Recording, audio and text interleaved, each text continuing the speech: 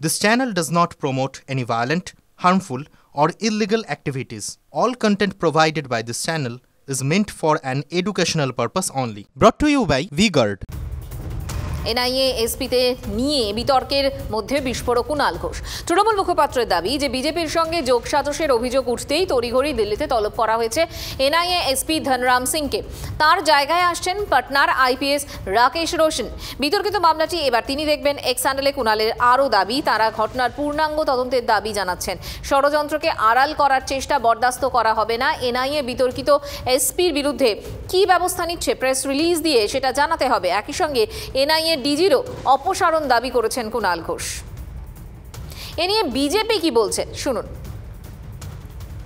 দাবি করেন যে এনআইএ বিজেপির অঙ্গুলি হেলনে চলছে, তারপরে তার দলের নেতাই যদি আবার এক্স হ্যান্ডেলে পোস্ট করেন যে এনআইএর অফিসারকে ডেকে পাঠানো হয়েছে, তার মানে এনআইএ একটি পেশাদারী সংস্থা।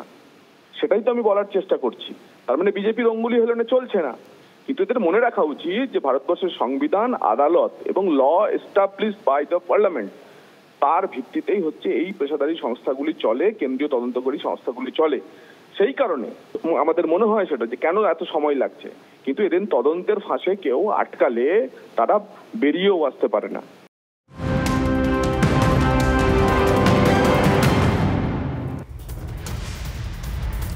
ভূপতিনগর কাণ্ডে এনআইএ আধিকারিকদের তলব, অভিযোগকারী ও জখম এনআইএ আধিকারিককে তলব। হামলার ঘটনায় বয়ান রেকর্ডের জন্য নোটিশ পুলিশের। জখম আধিকারিককে মেডিকেল রিপোর্ট আনতে বলা হয়েছে। 3 গ্রামবাসীকেও জিজ্ঞাসাবাদের জন্য তলব জেলা পুলিশের। ভূপতিনগরে আধিকারিকদের উপর হামলার ঘটনায় এবার কলকাতা হাইকোর্টে এনআইএ মামলা দায়ের করার অনুমতি দিয়েছেন বিচারপতি জয় সেনগুপ্ত। দুপুর 2:30-টে শুনানি।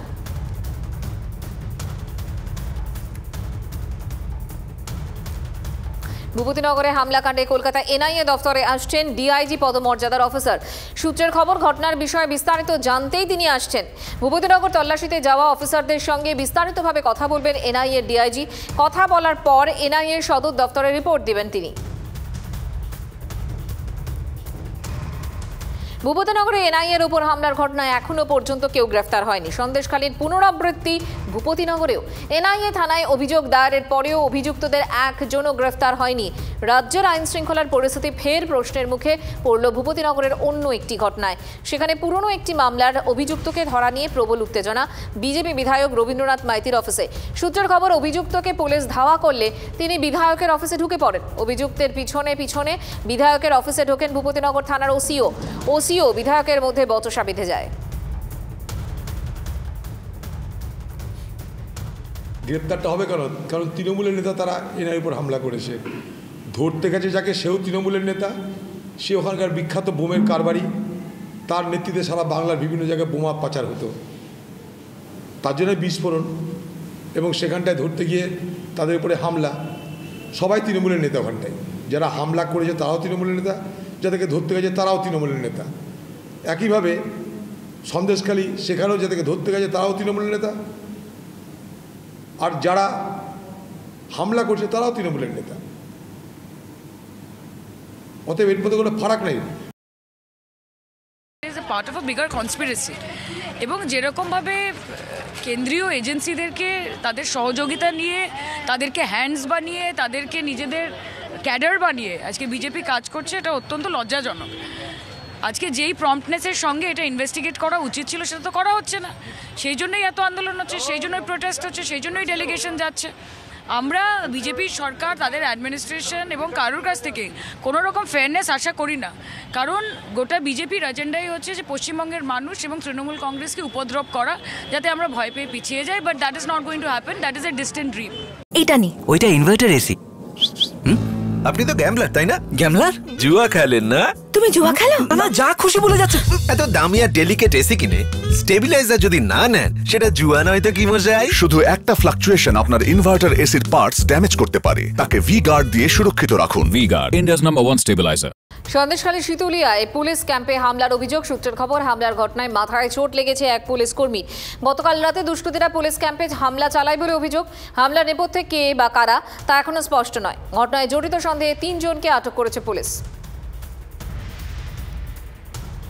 গতকাল রাত্রে শীতলিয়া পুলিশ ক্যাম্পে দুতলায় নিজের ঘরেই একজন পুলিশ কর্মী কনস্টেবল যে নাম সন্দীপ, ওনাকে আচমকা পেছন দিক দিয়ে তারা উঠে মাথার পিছনে রডের বাড়ি মেরে। এই ঘটনায় 3 জনকে রাত্রেই অ্যারেস্ট করেছে পুলিশ সন্দেশখালী থানা।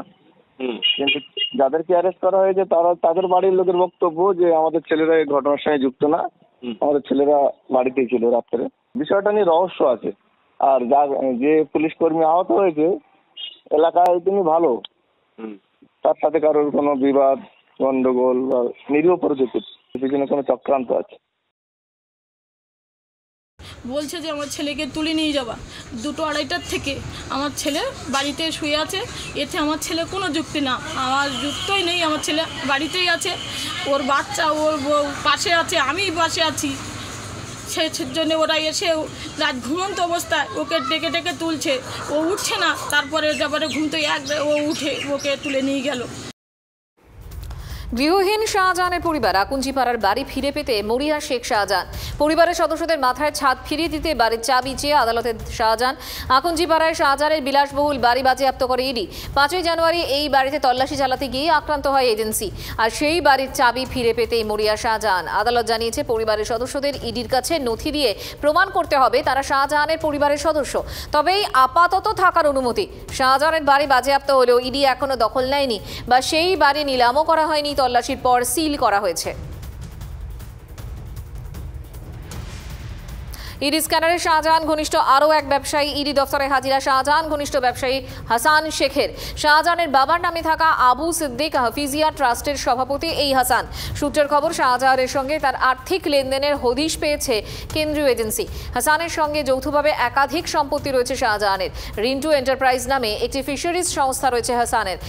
শাহজাহানের সঙ্গে ব্যবসায়িক সম্পর্ক এবং সম্পত্তি নিয়ে হাসানকে জিজ্ঞাসাবাদ তদন্তকারীদের। শেখ শাহজাহানের স্ত্রীকেও আগামীকাল তলব করেছে ইডি।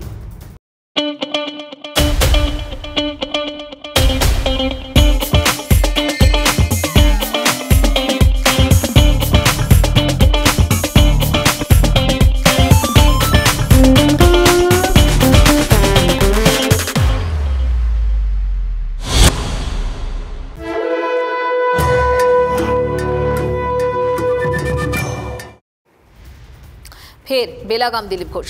তৃণমূলকে কটাক্ষ করতে বেছে বেছে শব্দ বর্ধমান দুর্গাপুরের বিজেপি প্রার্থীর।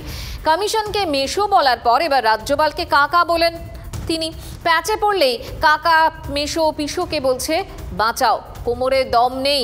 তৃণমূলকে খোঁচা বিজেপি নেতার। পাল্টা জয়প্রকাশ মজুমদার কি বলছেন তৃণমূল কংগ্রেস নেতা শোনাবো। যাদেরকে বেশি গালাগালি দিত, টিএমসি সমালোচনা করত, এমন পরিস্থিতি তাদের পায়ে গিয়ে পড়তে হচ্ছে। নির্বাচন কমিশন নাকি বিজেপির দালাল, তো সকাল বিকাল নির্বাচন কমিশন। রাজ্যপালের বাড়িটা নাকি বিজেপির অফিস, তো সকাল বিকাল রাজ্যপালের কাছে। কি এমন পরিস্থিতি হয়ে গেল? তো ওয়াক্ত পড়ে বাঁকা তো গাধা কো কহে কাকা। সময় খারাপ হয়েছে আজকে টিএমসির। রাস্তায় নাই, মাঠে নাই রাজ্যপালের অফিস, আর নাহলে নির্বাচন অফিস। নির্বাচনটা তো পাবলিক ভোট দেবে, পাবলিক ডোমেনে আসুন না, লড়ুন, লোক ঠিক করে দেবে কে ভুল কে ঠিক। বিশ্বাস নেই, জিতে গেল পাবলিক আমাদের জিতিয়েছে। আর যখন পেঁচিয়ে পড়বেন তখন কাকা বাঁচাও, মেসো বাঁচাও, পিসে বাঁচাও, এ কী রাজনীতি? দম নেই কোমরে, আর আপনার স্পোক্সম্যানরা উল্টা পাল্টা ডায়লগ দিচ্ছে। পাবলিকের সবার দম নেই। ওনার জেলা প্রেসিডেন্ট উত্তর চব্বিশ পরগনা বলে দিয়েছে লোকের কাছে ভোট চাইতে লজ্জা করছে। সেই লজ্জায় মুখ দেখাতে পারছেন না, এখন অফিসে যাচ্ছে। দিলীপ ঘোষ তার নতুন কেন্দ্রে গিয়ে দেখছেন না আছে সংগঠন, না আছে জেতার আশা, শুধু জামানতটাকে বাঁচাবার চেষ্টা। সকালে চা খেতে বেরোন, সঙ্গে হাতে গোনা ওই 5-7 জন, প্রত্যেকদিনই তাদের মুখ দেখা যায় দিলীপ ঘোষের পাশে। মিডিয়ার সামনে কিছু কৌতুক কথাবার্তা, কিছু কন্ট্রোভার্সিয়াল কথাবার্তা, বিতর্কিত কথা বলে তারপরে ঘুমোতে চলে যান বাড়িতে। আর সারাদিন সেই কথাটা টিভিরও তো দরকার যে কিছু কমেডি রিলিফ এই সিরিয়াস ইলেকশনের মধ্যে, তো দিলীপ ঘোষের ওই কথাগুলো সারাদিন ধরে ভেসে থাকে। ভোটের আগে প্রচারের ধার বাড়াচ্ছেন প্রার্থীরা। সকাল থেকেই প্রচারের ময়দানে সব পক্ষ কেউ কাউকে এক চুল জমি ছাড়তে নারাজ। একাধিক উইন্ডোর মাধ্যমে সেই ভোটের প্রচারের ছবি দেখাচ্ছি আপনাদের। দক্ষিণ কলকাতা কেন্দ্রের সিপিএম প্রার্থী সায়রা শাহ হালিম তাঁর প্রচার, অন্যদিকে বর্ধমান দুর্গাপুর কেন্দ্রের বিজেপি প্রার্থী দিলীপ ঘোষের প্রচার, পাশাপাশি উত্তর কলকাতায় বিজেপি প্রার্থী তাপস রায়ের প্রচার এবং যাদবপুর কেন্দ্রে তৃণমূল কংগ্রেস প্রার্থী সায়নী ঘোষের প্রচারের ছবি। Brought to you by V-Guard.